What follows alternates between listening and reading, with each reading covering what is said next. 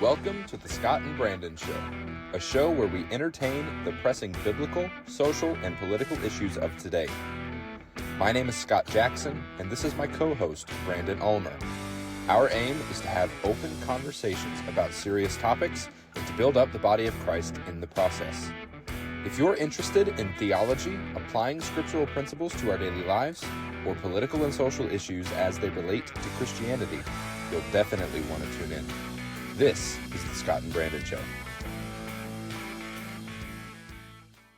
Hey everybody, welcome to the Scott and Brandon Show. My name's Scott, and as usual, and I'm your host for today, and I'm joined with my co-host, Brandon Ulmer. And just before we dive into the topic that we have for you today, just wanted to remind everybody to go ahead and like the show, subscribe to the show, follow the show, whatever platform you're on. Go ahead and comment if you're watching on YouTube or Spotify. Leave a review, give us 5 stars. We'd greatly appreciate it. Go ahead and write a little comment that goes along with it. It helps us out tremendously. Today, we're still kind of hammering on the political themes here just because we're in an election year. We are not very far out from election day right now. I don't know the exact amount of days. Brandon, are you aware of how many days it is until election day? No. I did get my ballot in the mail, though. Nice. Those can't be sent out less than 45 days out. So nice. We're pretty close. So yeah, we're close. We're getting close. I don't know. I have not received an absentee ballot in the mail, or a mail-in voting. I don't know if Ohio does that, or at least that early. But I did get called by a pollster the other day, and they were just asking me about the different Ohio politicians that are running, and we have a Senate race that's actually pretty hotly contested at the moment. Bernie Moreno is the Republican who is challenging the Democrat incumbent Sherrod Brown. That's a very tight race. Excited to see where that goes. I got called about them and called about Trump and Harris and everything else, and they're like, "How sure are you about these people that you say you're going to vote for?" I'm like, "I'm very, very certain." But I don't know who it was. I can't remember, but it was fun. I've never been polled before, so that was adding to my experience as an American. It's 42 days until election. 42 days until election day. 37 days until Halloween. All right. Yeah. We're going to start a countdown on the show. Countdown to election day. Well, before we start diving in,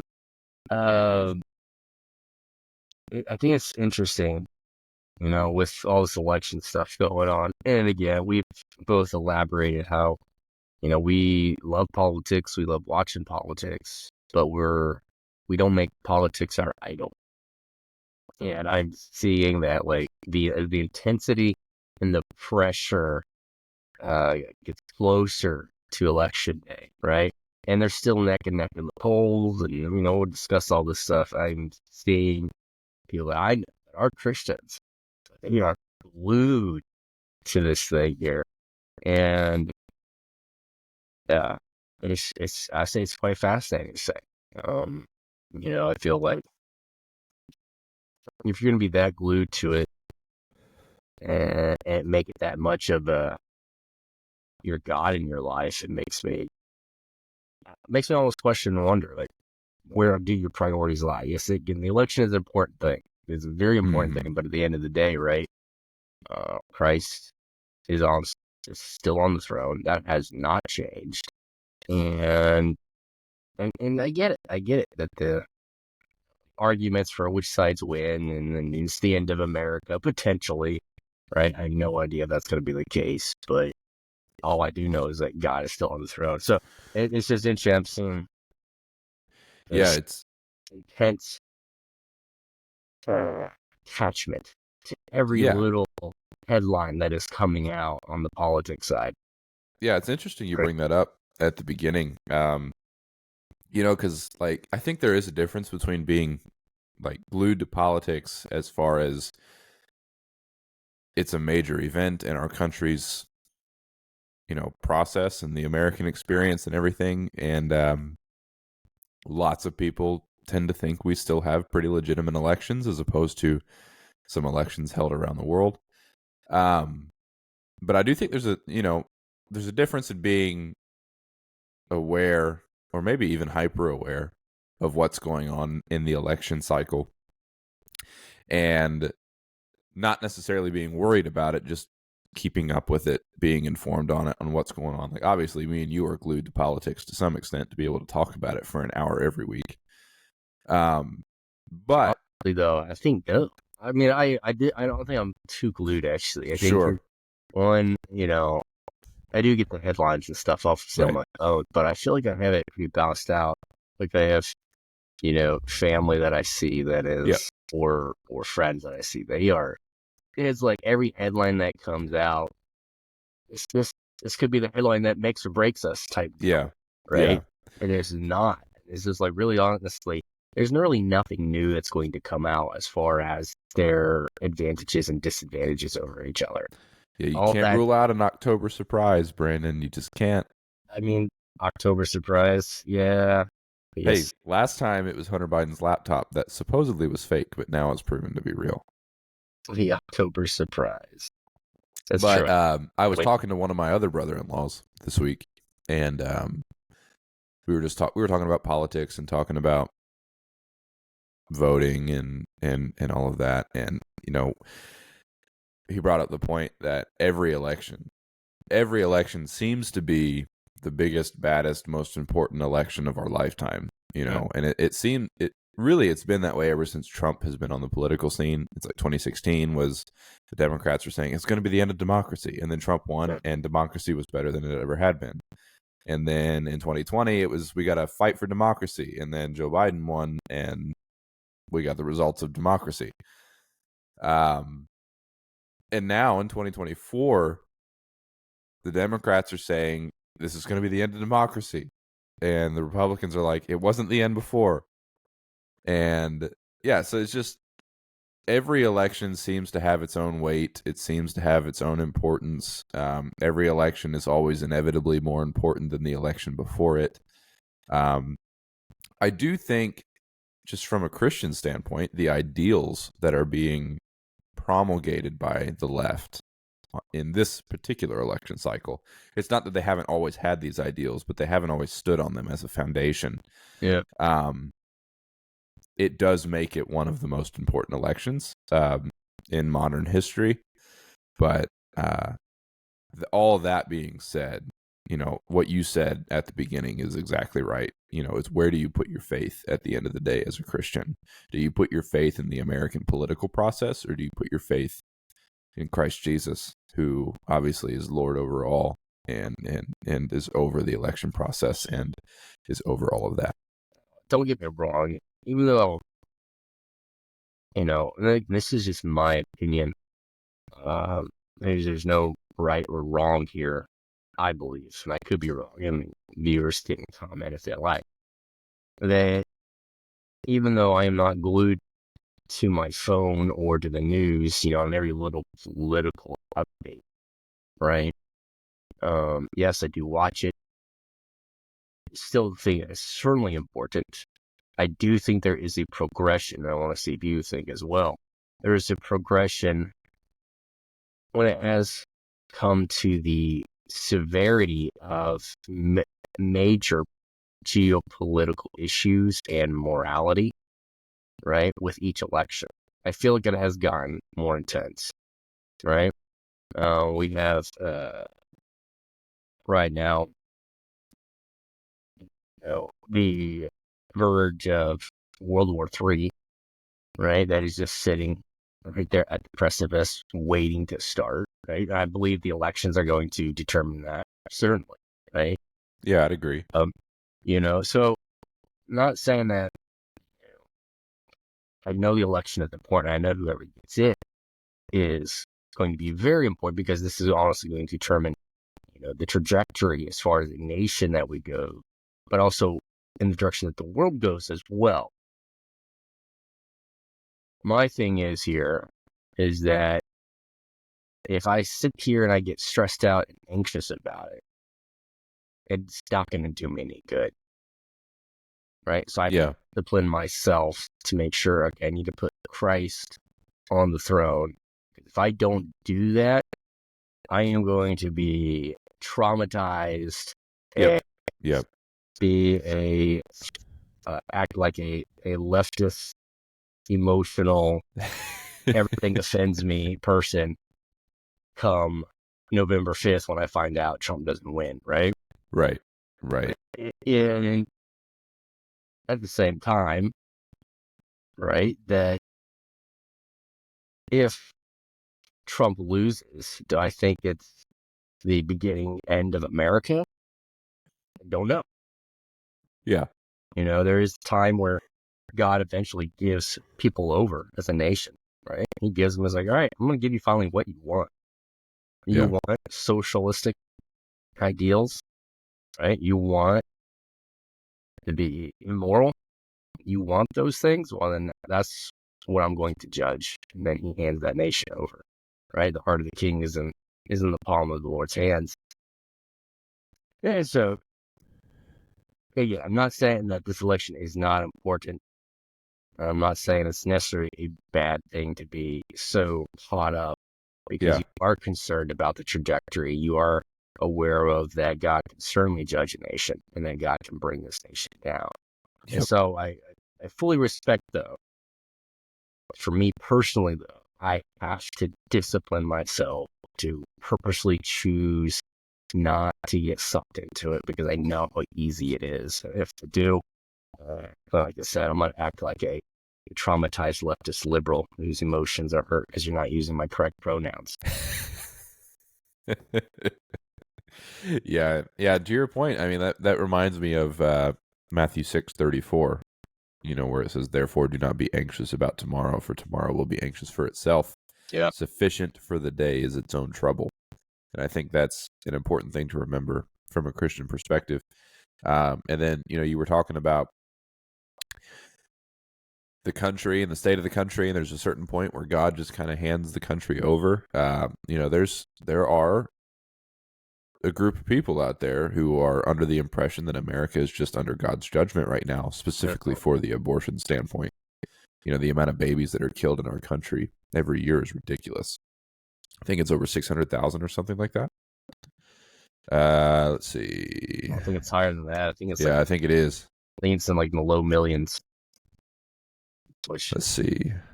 that's kind of an oxymoron to use that phrase. Oh, yeah. Approximately 860,000 abortions were performed in 2017, rising to about 930,000 in 2020. Yeah. So, we'd probably be over 1 million at this point. So the amount of babies that are killed in our country is ridiculous every year.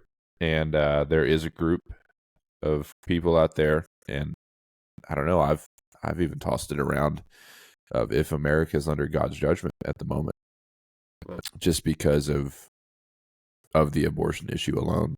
Yeah. Not saying it is right now. I'm saying it's got to be, considered. You can only kill babies for so long before God gets upset about it. Yeah.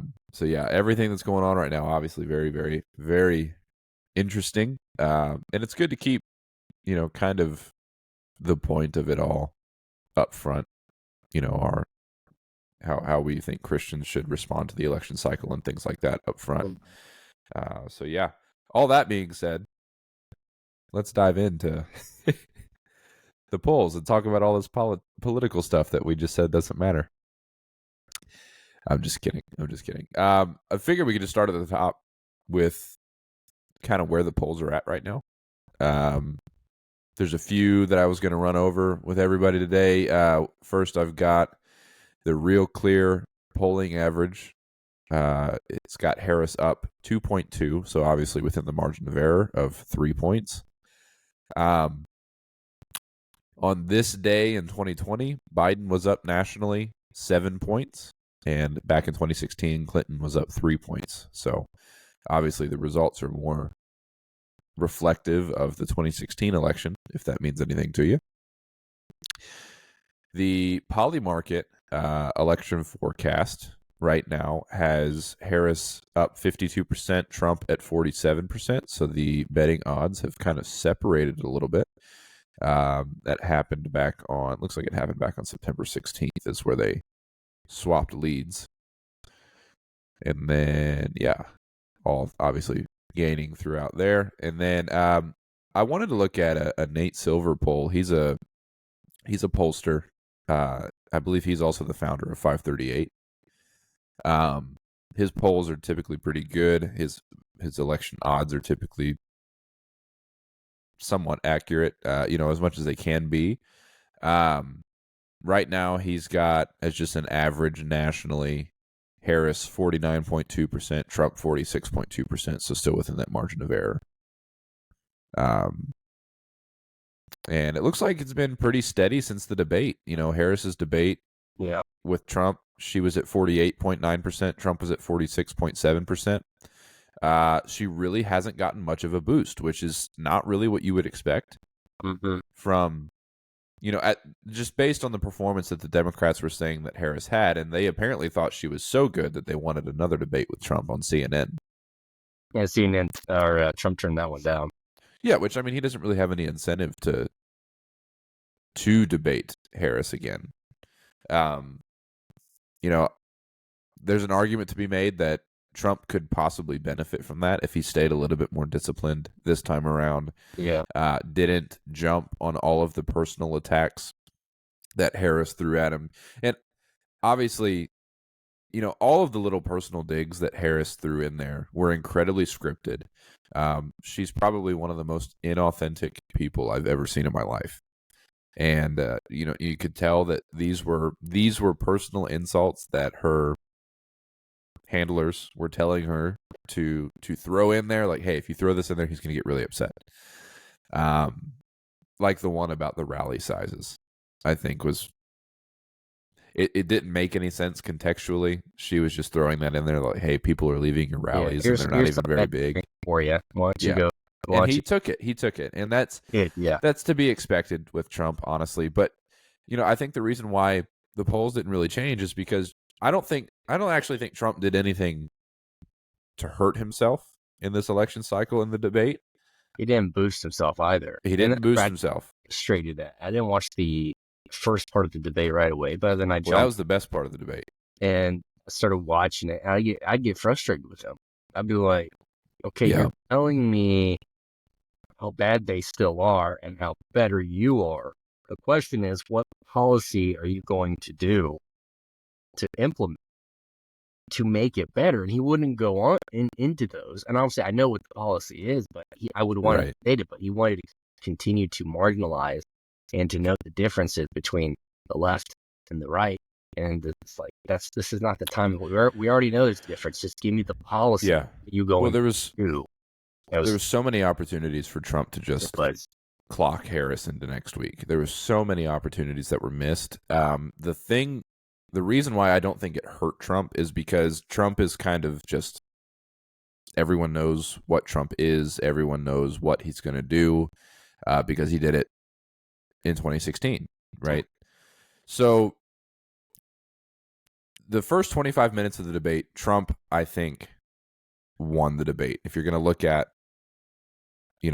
who did well, Trump, I think, won the debate. And there are actually people out there that are saying on delivery and composure, Harris won the debate.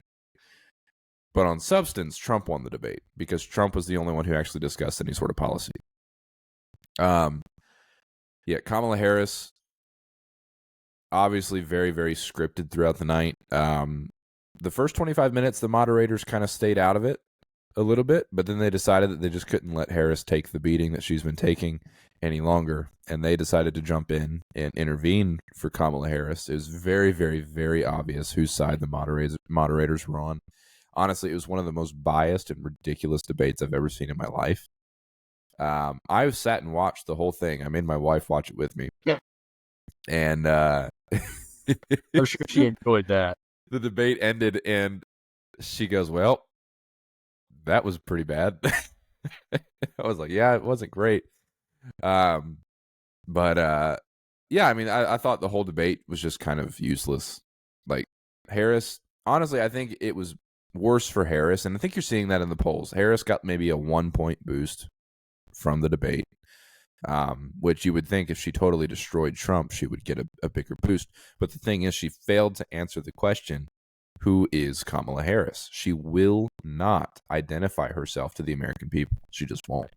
Oh, well, she still hasn't done an official interview, Yep. right, with reporters. Yep. She hasn't done one yet. Yep.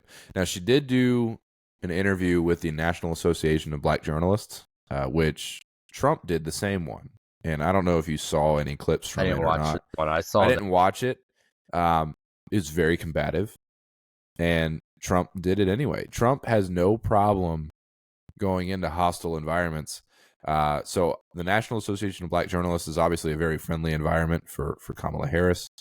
And she went in there and they asked her, is life better now than it was 4 years ago? And Harris totally sidestepped the question because the obvious answer is no. Yeah. And I think that was the biggest missed opportunity with Trump in the debate is that was the very first question the moderators had. And he had the chance to just win the debate within the first 20 minutes. They asked her, is life better than it was 4 years ago? She totally sidestepped, talked about her mom, how she grew up in a middle-class household, which isn't true. She talked about, how things are more expensive now than they were. And, things cost more. People are having a hard time affording groceries and gas. And but she failed to recognize that she is the one in office at the moment. So I think where Trump could have just totally won the debate is just like, look, I just want it to be known she didn't answer the question. And it's because the obvious answer is no, it's not better than it was when I was in office. And just leave it at that. And that's it. But the turning point of the debate, in my opinion, was when Harris threw out the rally insult. And, she threw out the rally insult. People don't come to your rallies or they leave early, blah, blah, blah. And Trump got visibly upset about that. I think at that point, the moderators got heavily involved. They, and I told my wife, I was like, I have a hard time not being frustrated. Also, just the amount of ridiculousness that he was dealing with in that debate. But I'm curious what you thought about, I don't know if you saw his segment on abortion. Did you see that when they were discussing the abortion policy? no, I did not. But I already know where he stands on that. Yeah, and it's not so much where he stands. I think it's just more so he did something that I haven't really seen a Republican do, and I thought it was his best moment in the debate. Kamala Harris and the moderators were hounding Trump for saying they're accusing him that he would sign an abortion ban and ban abortion nationwide, right? He's saying he wouldn't. We all know he wouldn't. J.D. Vance has said he wouldn't. J.D. Vance said he personally wouldn't, which he's more pro-life than Trump is. But Trump's best moment in the debate, he turned to Harris and said, okay, you want to talk about Republicans not making exceptions for things like rape and incest and how we would ban abortion nationwide. Would you support abortion in the third term, 7, 8, 9 months along? And she refused to answer the question because he was talking about how, your previous governor, Ralph Northam of Virginia, he was quoted as to saying, if the baby's born and the mother decides she doesn't want it, we're going to set it aside and figure out what to do with it later. But that actually happened. There are cases of babies being killed outside the womb. And the moderator said there's no state in the United States in which that's happening. And Kamala Harris even said there is no state in which a woman is wanting to have an abortion in the third term. That's not happening. And that was, that obviously it's a summary, but Kamala Harris said that in the debate, which was total ridiculousness. That does happen. I didn't know if you had saw that segment or not. Obviously, the debate was just kind of 90 minutes that you'll never get back. If you missed it, don't worry about it. I didn't really do anything for either side, in my opinion. So It didn't, and it was a little. Honestly, for me, it was a disappointment, right? Yeah, and I was just like, he wasn't answering the questions. I was frustrated. Obviously, the moderators were partisan. They were definitely coming in and on their capes, flying in with their capes on, and we're gonna save Kamala type stuff. And she never really answered anything either. And although she did appear to be more professional, I will give that. Yep. Everything was rehearsed. I was like, oh, that's a complete 180. And then she went on, I forgot what she did. It was a couple days after the interview. Yeah, she was being, I forgot who she was being interviewed by. And she totally gaffed that. And Yeah. she blew it. So it was just like, in my opinion, I was like, wow. Obviously, you can see when she's rehearsed, she's got everything memorized. She's going to be very professional. It's these on the spot moments she doesn't know how to operate. She doesn't know the answer to because she hasn't thought it out. She doesn't have a plan. She doesn't have a policy. And she's going to screw it up. And when you're going to see this, if she gets in, that's exactly what she's going to do. And that's also my concern when it comes to national defense and national security. Yeah. She's going to screw it up. Yep. By either not doing anything or doing the wrong thing. Yep. Yep. Yep. Ben Shapiro made a good point with Kamala Harris, which this is true. I think it was on his show a few days ago. He said Kamala Harris would be unable to articulate her viewpoint on any policy. Like if you woke her up at 3 a.m, we always use the 3 a.m. phone call for the president, right? That whole scenario. If you woke Kamala Harris up at 3 a.m. and asked her stance on any policy, she would have to call somebody first to see what she believes.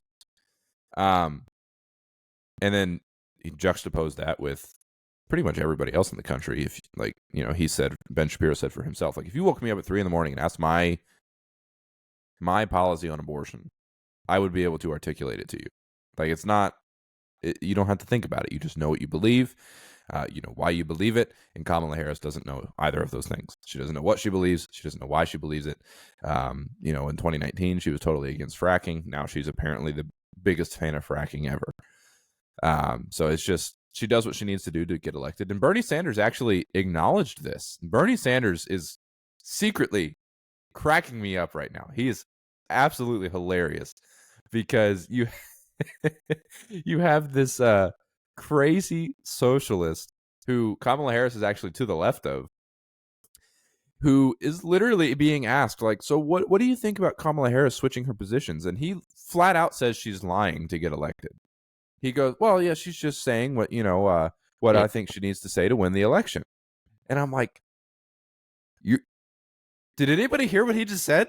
Like, and no one's going to listen to it. No one on the left is going to care because they're just right. They write Bernie off as the crazy old geriatric socialist. And what's funny is he's more articulate than Biden and Harris, and he's older than Biden. So it's just, well, actually, I don't know if that's true or not. He might be a year younger than Biden. But yeah, I mean, Bernie Sanders, for real, just said the quiet part out loud. Kamala Harris is lying to get elected. That's it. She doesn't know her policies. She doesn't know her positions. She doesn't know her platforms.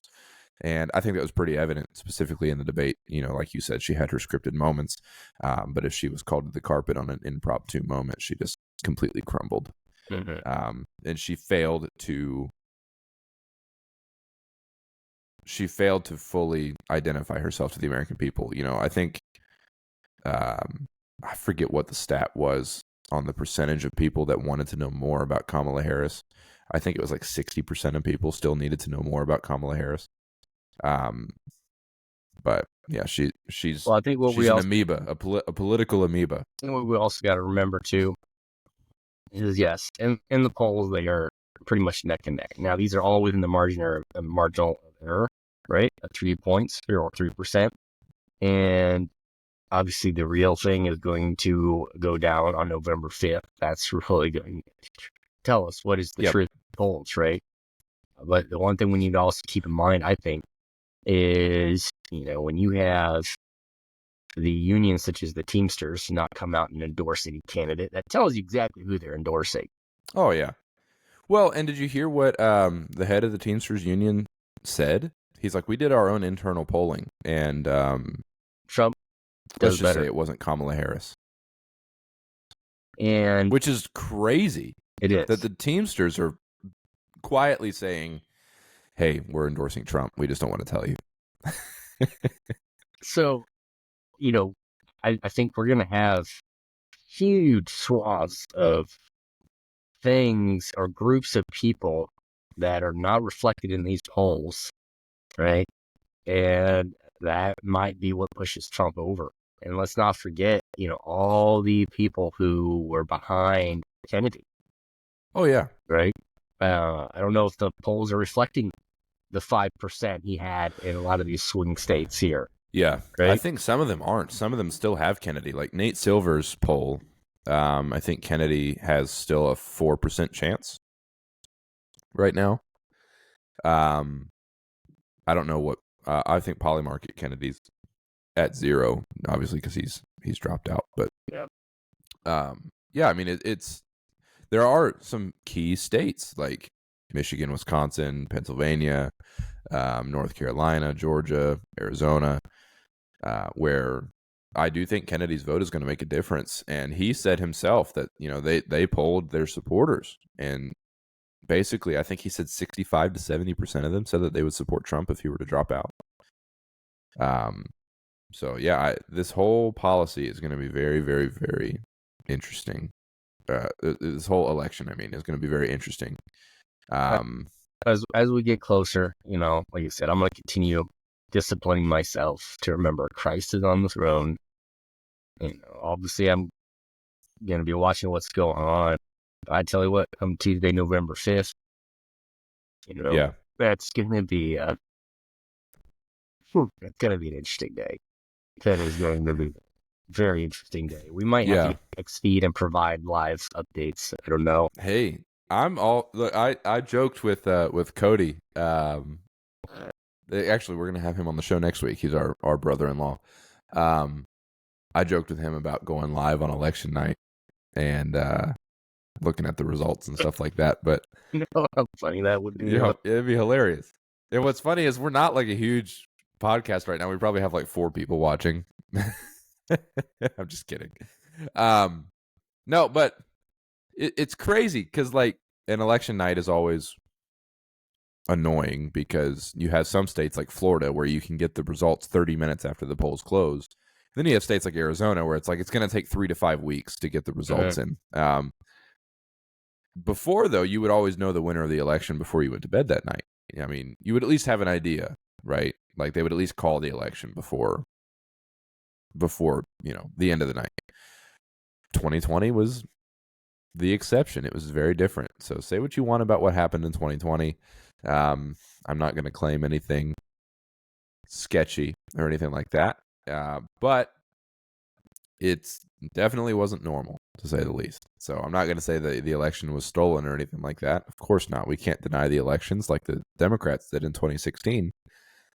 But go ahead. I mean, talking about election stuff, I love it. But the question is though, if Trump makes it to election night, Yeah. and the guy was just recently, for a second time, Yep. attempted assassination on his life, right? Yes, he was. Which is nuts that this is even happening, that this is even a conversation.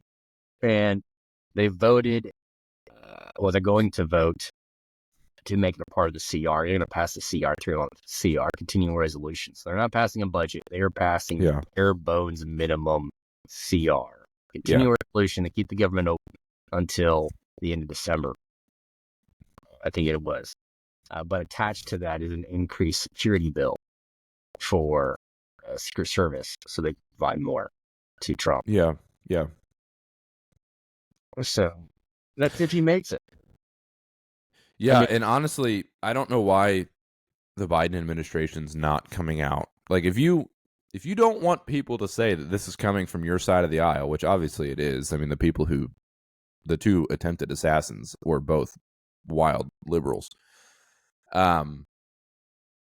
If you don't want people to say this is coming from your side, literally come out and say, hey, this isn't cool, and give him like a full security detail. Because, this isn't happening to people on the left. Mm-hmm. I mean, God forbid, this does not happen to Kamala Harris or Joe Biden. They don't have to worry about that. Someone at the National Association for Black Journalists asked Kamala Harris if she felt safe, if her family felt safe with all the attempted assassinations and things like that. And she said, yeah. Well, I mean, of course she does, because the people who try to The only people who have tried to kill a presidential candidate happen to be on the left side of the aisle. You can put two and two together. I'm not going to make any accusations. I'm not going to generally say that leftists are crazy and try to kill the Republican candidate. But the leftists are responsible for increasing the temperature, I think, on the all the rhetoric and everything like that. Yeah, it's totally ridiculous. As far as so, Brandon, do you know any of the details about the second attempted assassination, just in case somebody hasn't heard it or isn't aware of it? So as far as the details, obviously this is a guy who does have multiple run-ins with the law, but nothing too major. Just really minor things like that. But he came from Hawaii. He has a business in Hawaii, and comes to Trump's Mar-a-Lago golf resort right there, sets up a position, and he's trying to take the guy out. He, if I recall correctly from one of the articles, and he was trying to recruit people to go serve in the Ukraine army. Yep. Over there, right? Which is interesting because Ukraine has come out, the soldiers from Ukraine have come out and denied this guy and said, "What are you doing? You're an idiot. We need Trump. We need the guy. He's, and supposedly, Trump is going to be able to end this war," which would be fascinating. So, if that's true, I mean, this is huge. If someone gets lucky and takes Trump out before November 5th, I don't know where we go from here. I do think, personally speaking, my views don't reflect the views of the show. I guess they do. I'm half the show. But I personally think I think there's going to be another serious attempt on Trump's life. This second assassination attempt, supposedly he didn't ever really take a shot. I think the Secret Service noticed him and shot at him first, and he ran away, which is a stark difference from what happened in Pennsylvania. But I don't know. The amount of, it's just when you label somebody an existential threat to the country, I don't understand how you don't expect some maybe unhinged people on the other side of the aisle to say, who might actually believe that Trump is the next Hitler, for them to not resolve within themselves to just put an end to this threat to the country. I hate it. I hate where it's at. I hate that it's come to all of this. I hate that we have to worry about assassination attempts on presidential candidates in the modern era.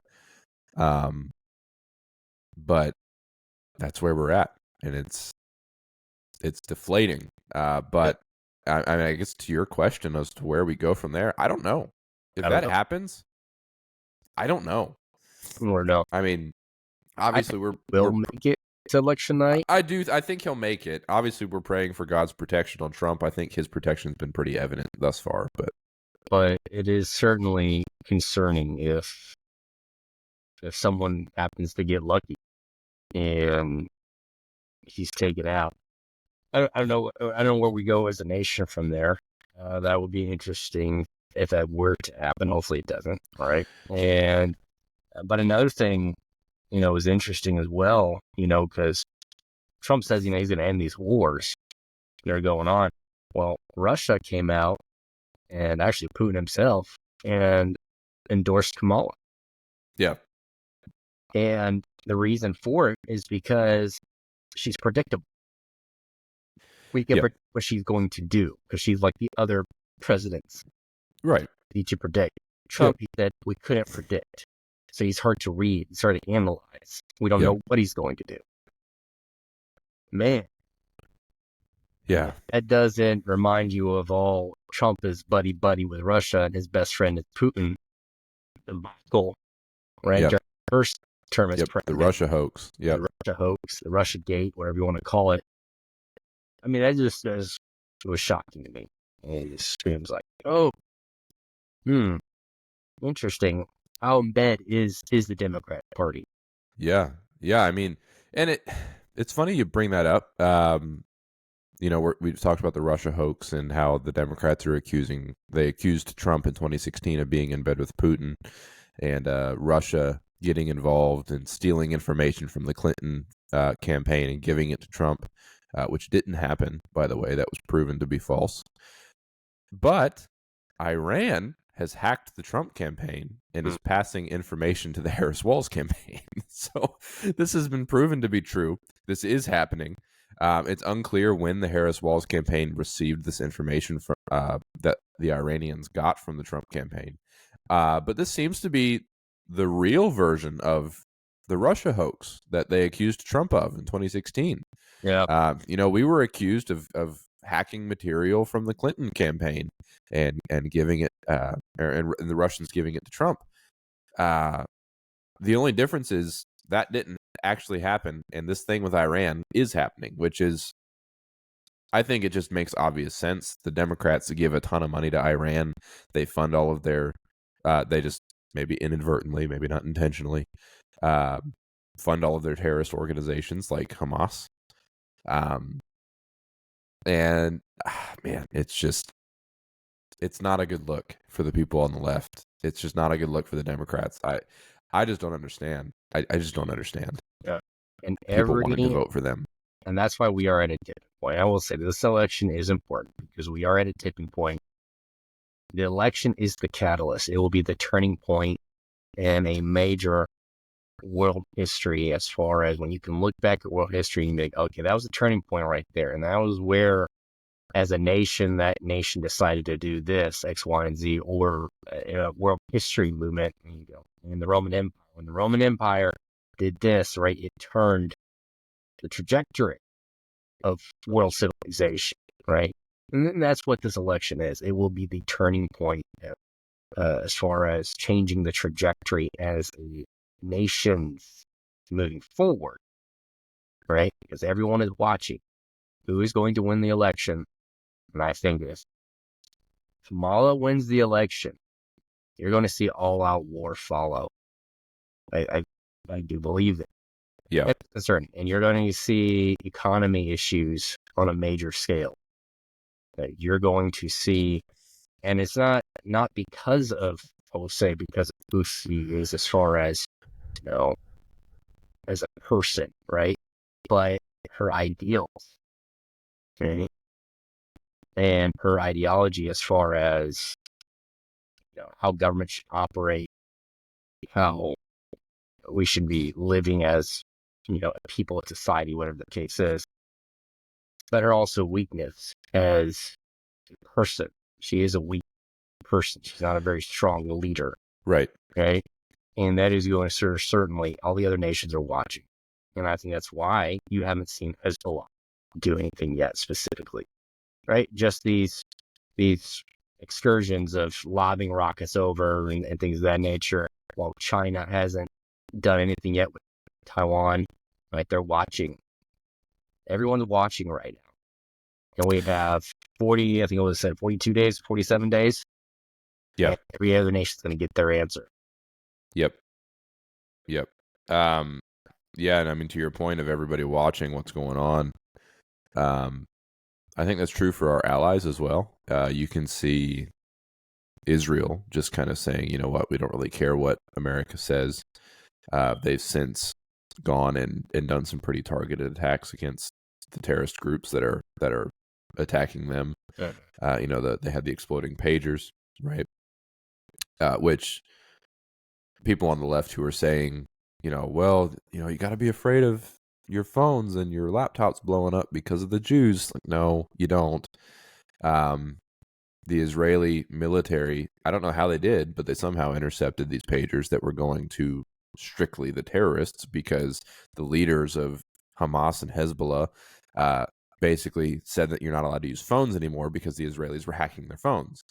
So they intercepted these pagers, they put in a small amount of explosive, and they were set off by heating up the battery, right? Well, then they did it to walkie-talkies as well. So obviously, the pagers blew up, they all started using walkie-talkies, then the walkie-talkies blew up. Which is one of the most targeted military attacks I've really ever heard of. Because, I mean, yes, in any military attack, civilians are going to be injured, but this was probably on a much lesser scale than it would be than just lobbing rockets over and Well, it's the bombing them. psychological warfare that's associated with this attack. It's Israel said, we can get you anywhere, any place, Yep. time, Yeah. right? And I was reading, this ex-CIA official came out and said, this is, and he said that this is probably one of the most sophisticated, if not the most sophisticated and intelligence operation that he has ever seen. This is a former CIA operative, or works for the CIA. I don't know if he was an operative or not, but he did work for the CIA. And it's fascinating. And that also, tells Hezbollah, we have you on our targets. We are watching everything that you do, and we can strike and attack you at any time on our own choosing and on the ground we want. Yeah. Yeah. And I think Israel's finally just saying, like, hey, we're not really going to ask America for permission to respond. Before I think they were treading lightly. I think this conflict could have been ended a lot quicker if Biden would have just looked at Israel and said, hey, do what you need to do. And they did. Lots of people on the left would be upset about that, but I think it's what needs to happen. The only way to deter these ridiculous terrorist attacks in the Middle East is by a show of strength, and the only way you can show strength is by obliterating your enemies. This happened, the most recent experience that the West has in this is World War II. Can anybody tell me if Germany was left totally intact after World War II? Nope. It was divided right down the middle. Europe and the United States took control of the left half, the western half. Russia took control of the right half, the eastern half of Berlin. And pretty much the entire country was demilitarized. Everything was just taken away from them.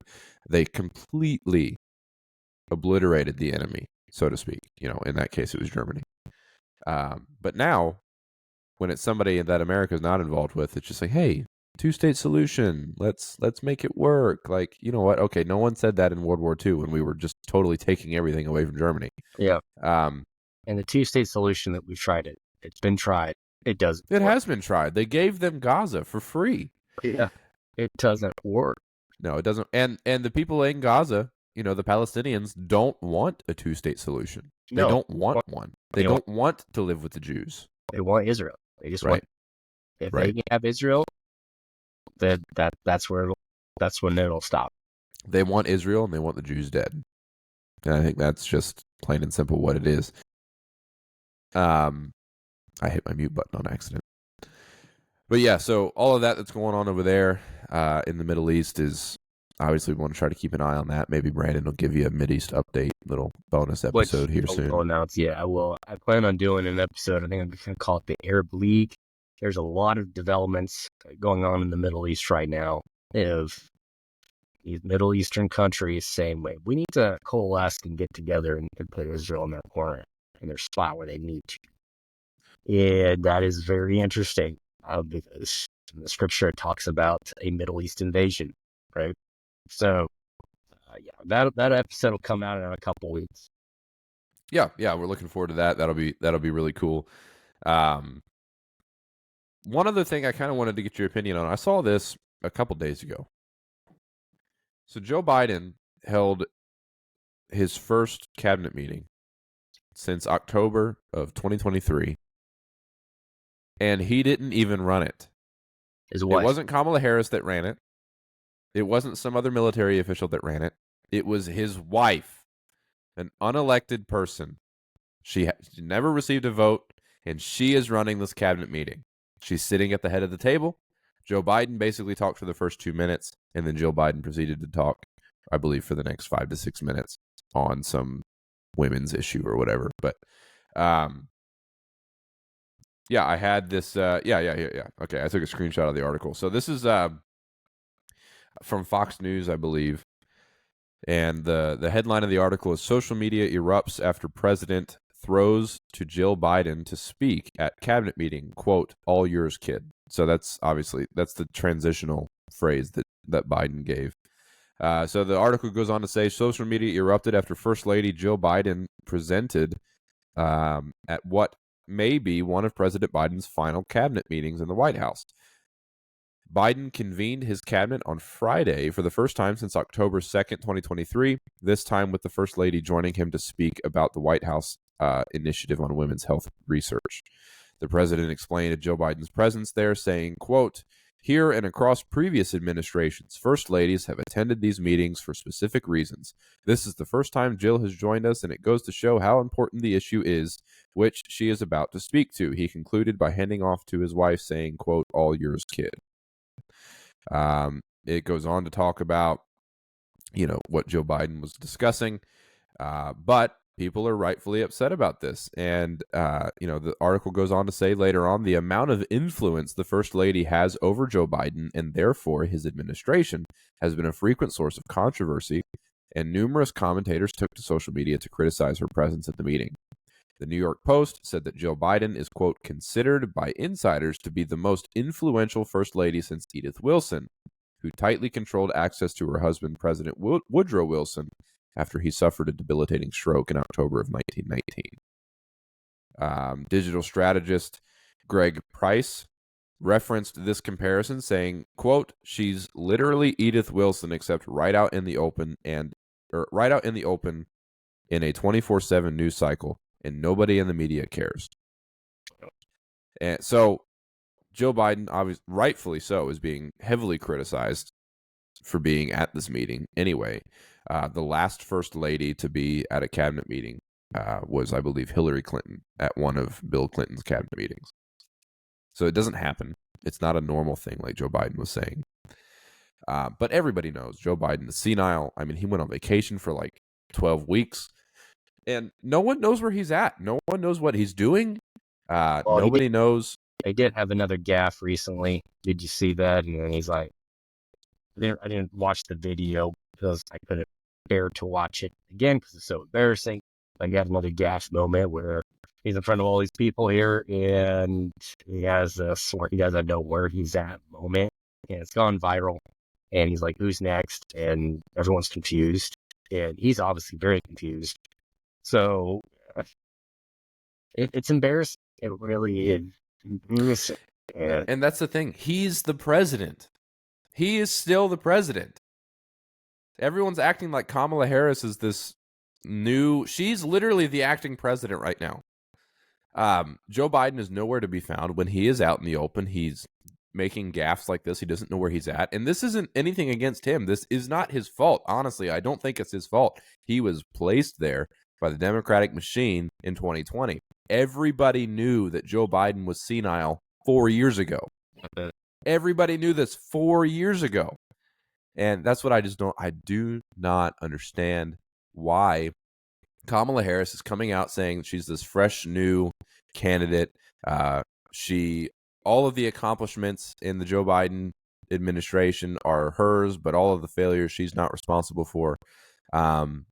She can literally invoke the 25th Amendment today and do everything that she's saying she wants to do on day one. So why don't you make day one right now, invoke the 25th Amendment, get the old senile president. And look, that's no disrespect to him. He truly is losing his mind. Yes. And that's not his fault. Age gets to everybody. But the fact that the American, and maybe they're not, but the fact that the Democratic Party is okay with totally subverting the democratic process and on one hand saying Joe Biden isn't fit to run for another 4 years, so we're going to put Kamala Harris in, while also saying Joe Biden's perfectly fit to run the rest of his tenure as president. Mm-hmm. The thing makes me so upset. It frustrates me so bad. Oh, man. Yeah, it's just going to be a neck and neck. So that's all I can to say. It's just going to be a neck and neck all the way up to election night until they call it who wins. And I mean, that'll be a day where in the evening after I get off work, I'm going to not be glued to it, but I'm going to be watching it. My kids are still going to be up. Once I put my kids to bed, then I'll probably be a little bit more attached to it. Then at that point, right? I'll definitely be watching the election results. My attachment will progressively get, attached more and strengthen more as the night goes on until they call it. And then once they call it, I'm like, I'll turn it off and be like, all right, either That's Trump it. wins or Kamala wins. There's nothing I can do. No. There's nothing, but that's going to be interesting to see the reaction. I'm very curious to see, I guess. I'll say I'm curious, but what people that I know, friends and family who are diehard Trumpists, if he loses that night, he's already said he's not running again in 2028. Right. Loses. What are they going to think and what they're going to do? I don't know. Yeah. And, like we mentioned on a previous episode, I think Trump's MAGA movement is here to stay. I do think that's a positive movement in the Republican Party, contrary to what people on the left say. I do think that people having a desire to make America as great as possible, to build up its strength on the world stage, like it used to be, I think all of those are good things to want. And I guess, we're in the final minutes of today's episode. Christians watching this, we've said this countless other times. God's over all of it. The authority that is in place is not necessarily entirely subject to the political process by itself. No authority is in place that God hasn't allowed to be there. And regardless of what happens, whether Trump wins and we get some economic relief and maybe we stave off World War III for another 4 years, that'd be great. That's obviously what I'm hoping for. Or Kamala Harris wins and the policies that are already being promulgated by Joe Biden's administration will continue to be, and things might financially be a little bit more straining on your average American citizen. Although they are predicting that the interest rates will drop further. They're already in the 5s right now. Yeah, they're saying they're going to drop even more in the next 2 years. That's pretty convenient. It's right before the election to help Kamala Harris out a little bit. So, Kamala did it. Well, I'm happy. I think Kamala's doing a fantastic job. I mean, gas is $2.74. You liar. Kamala, I thank you for reducing my energy costs. I love it. So she's got my vote. Oh man. Yeah, gas up here. We were driving past a gas station yesterday and I was like, what in the world? I said, gas 5 days ago was like $3.25 here. And then a couple days ago it was like $3.70 and now it's it was $2.70 and now it's $2.99. And I'm like, what? Why is it bouncing around so much? Like, we all know it's going to drop right before election day. Just take it down to $1.80. Give me a little bit of relief until November. Give me like a month and a half, Yeah. That's what we got roughly. Could I just have a month and a half, like really low? Please. Low everything. Low everything. All right. Yeah, Black Friday is the time frame, and Cyber Monday is the time frame when you get all the deals on stuff. Like, oh yeah, that's the deal. Every 4 years, month and a half before election, right. Recently, just yeah, that'd be great. That'd be great. It would be. Oh man. Well, that's why we need Kamala's price caps on groceries and stuff like that. All of those communist policies they'll be wonderful. So it was great, and the $25,000 for first-time home buyers. Oh my word! Great. I can't even joke about this stuff. It's ridiculous. Because I think it's funny because people are like, "That's awesome. Why are you not for that?" This is like, it doesn't make any sense. If I'm selling a house for $400,000, which is the average price now for a home. Yeah. That's the average price for a home, $400,000. Yeah. Okay? What am I going to do? I know you're going to get a $25,000 first-time home buyer little credit, basically. So what am I going to do? Oh, guess what? My house now is $425,000. Yep. Just raise the price. Yeah, just increase it. And that's what people don't understand. It's like, okay, we're going to give people all this money. That's great. But the more money that you give people, the more expensive everything is to buy it because more people have more money. So, and what's going to it's going to do? It's just going to raise your mortgage rate and what you're going to be paying every month. Yep. So now, instead of paying a house that's $400,000, you're going to pay it for a house that's $425,000 because I decided to tack on $25,000 because I know you're going to get credit. Everybody has $25,000 extra dollars. Yep. Yeah. Yeah, it's nuts. And then for $1,000, it raises your interest or your mortgage payment by $60 roughly. Yep. Yep. Yeah. So, man, everything that's going on right now, obviously completely crazy. We'll continue to talk about politics to a certain extent. But next week, we've got it'll be a fun episode. This will be our first time having somebody other than just the two of us on it. We are going to have our brother-in-law. So for people who don't know, Brandon and I are brother-in-laws. We both married into this family. Our wives are sisters. But we are having the brother of our wives on here next week. He's a regular contributor now too, as well. He doesn't He know is. yet, but he's an honorary contributor to the Scott and Brandon show, and Yes, so it's going to be really. it'll be good. Yeah, and I know he'll listen to this episode. So Cody, if you're listening, hello. So yeah, we're excited to have Cody on next week. Obviously, this will be our first time kind of having somebody else other than the two of us on there. So we're looking forward to that. We'll give a brief introduction as to who Cody is next week. Other than our brother-in-law, that's not his whole identity, unfortunately. But it'll be a fun episode. It should be full of laughing It'd be awesome to have a major fan of us yes, on the show. arguably our biggest fan. Right, yeah, I think he's our biggest fan. So we need merch and get him. Speaking of show, my daughter the other day asked me, Dad, why do you guys call it the Scott and Brandon show? Now, obviously, you know my reason behind this, but viewers don't know, because grammatically, it would make more sense to say the Brandon and Scott show. Yeah, it's alphabetical. Before S, right? And obviously, my daughter's young, so I didn't say that. So I was like, well, just because the Scott and Brandon show sounds better. But, which is obviously the real reason. It is. As well, I think there's a better ring to it. But, the other reason, and I thought it was funny that you didn't catch on to this. No, I didn't. At the initial time frame, is just like, because when we're talking, we might want to abbreviate the show and be like the SB show. Yeah. Right, Scott and Brandon. But if we abbreviated it where my name is first, and then we have the BS show, which, would be pretty funny.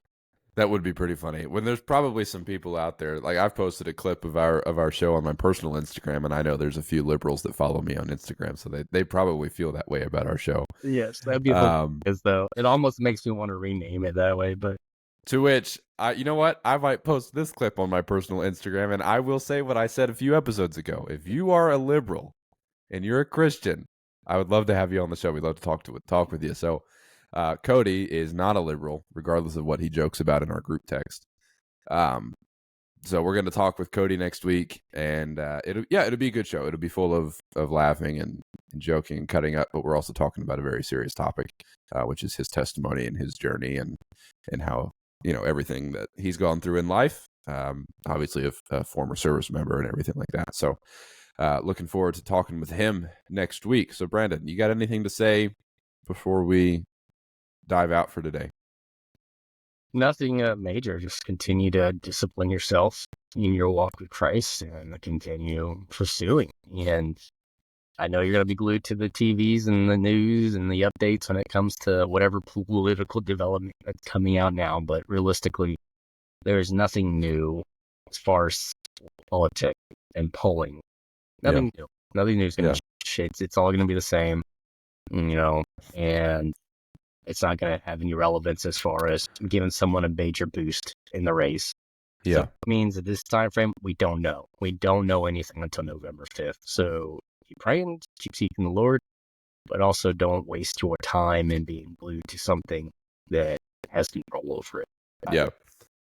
Yeah, I always tell people, it could always be worse. I haven't seen any Christians being burned in the White House garden yet. So, it could always be worse. I'm obviously joking about a very serious thing, but I second everything Brandon said.